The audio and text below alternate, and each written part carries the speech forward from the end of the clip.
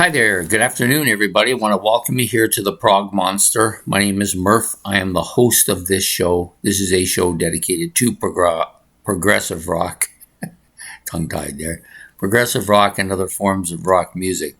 So we're here today to do a look back at a classic rock album. This is an episode in which I talk about an album that's 15 years or older, that has a ranking of like a 2, a 1, or maybe a masterpiece. So an album that I like quite a bit.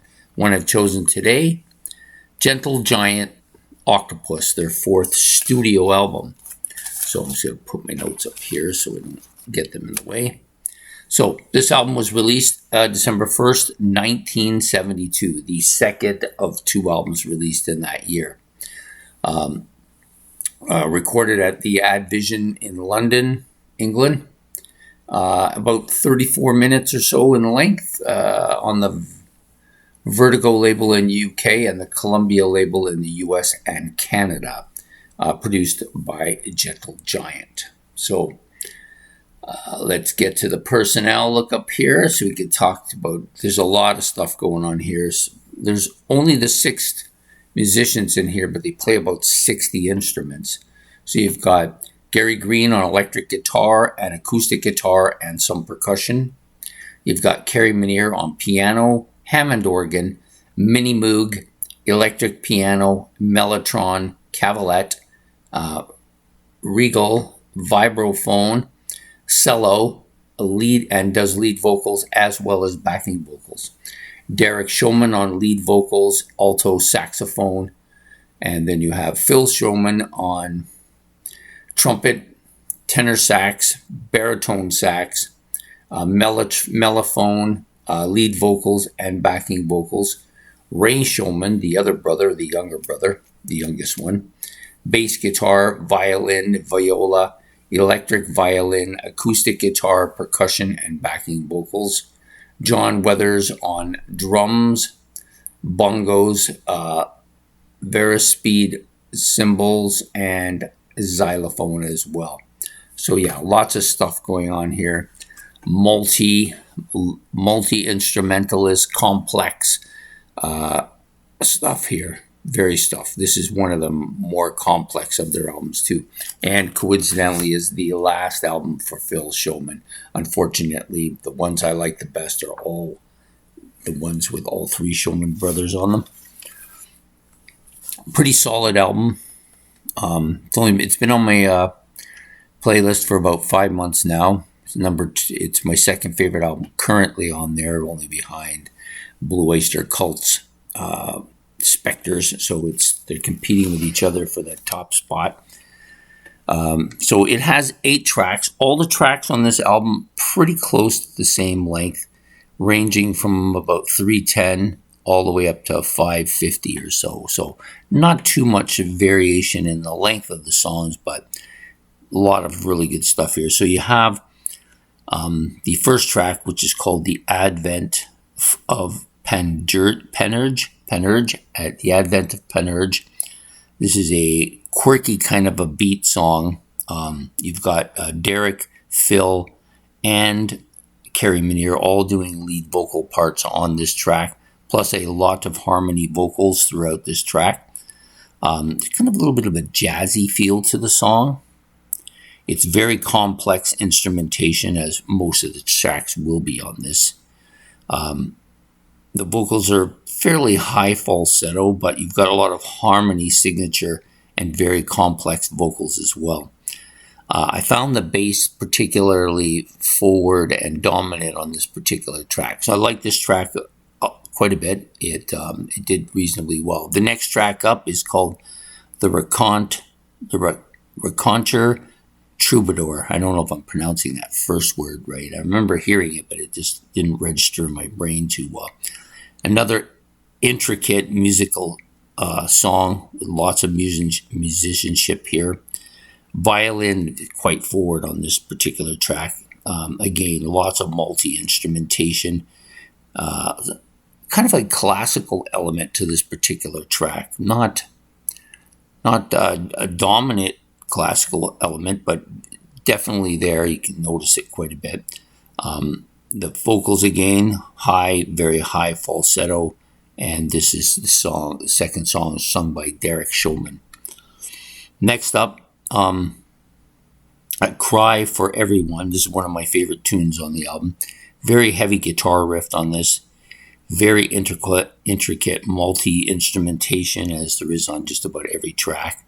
The bass is very strong, very forward, as is the guitar. You've got Derek doing the vocals, very strong. He has a much stronger voice than the other two. And I think it's a little bit deeper than either Phil or Carrie's voice. It's very fast-paced, this particular song, but with some catchy rhythm section to it. The electric Moog synthesizer dominates in parts as well. It's really good song.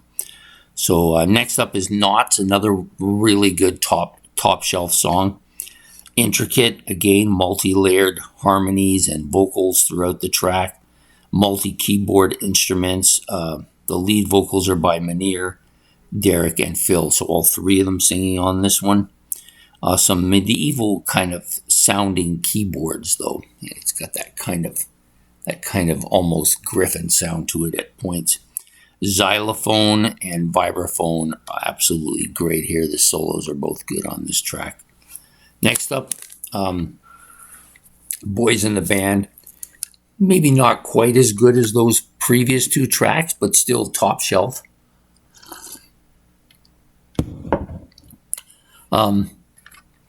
It's got more of a mellow, rhythmic sound to it, I found, with loads of that intricate, complex musicality that you're going to find with these guys. I've said that with just about every song because it's true. The guitar and the keyboards, really good. I found the guitars specifically and the keyboards at times very strong on this particular track. I think this is the only track with no vocals, though. Next up, we have Day's Life. This is the shortest track on the album. Pretty close to the top, too. So it's not one of the top tracks, but it's very close to that. The bass, with its quirky sound, pretty heavy track. Some quirky instrumentation and lots of violin parts on this particular track. Yeah, really, really catchy track. Next up is, did I miss one? I think I did. Oh, that was Dog's Life. Sorry, I didn't realize I switched tracks. That was Dog's Life as well. So the final two tracks on the album, both very strong again. I Think of Me with Kindness, which is the second last track, one of the shorter tracks on the album.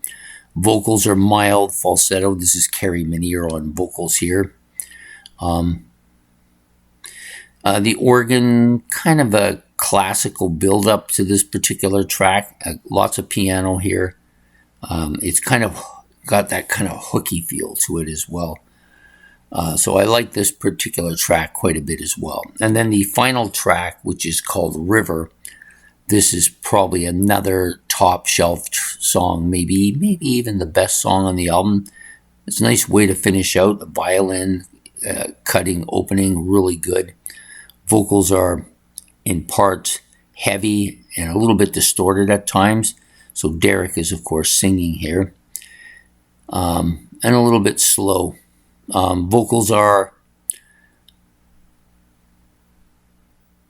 Vocals in part, I think, are a little bit mellower than you would think during the more, trying to think of the word, that during the middle of the song is what I was looking for. This is Carrie Munir, I believe, him on vocals.